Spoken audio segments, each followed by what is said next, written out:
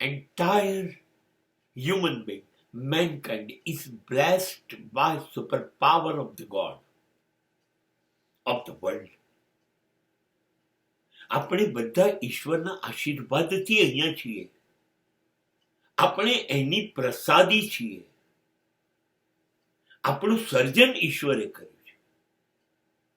એક જ માલિક બનાવે છે આપણને બધાને.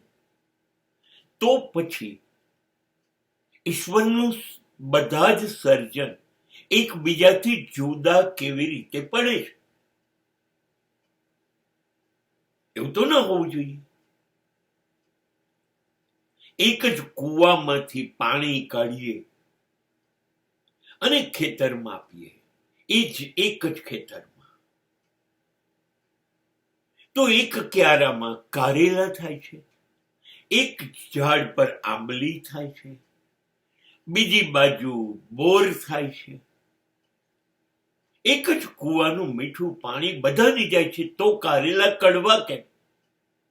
આંબલી ખાટી કેમ? અને એક કડવું છે ને એક ખાટું છે એક જ જમીનમાં, તો બોર મીઠા કેમ? This will be a simple question. સર્જન એક જ માલિક કરે છે, પોષણ એક માલિકની મરજીથી થાય છે, તો બધા જુદા કેમ?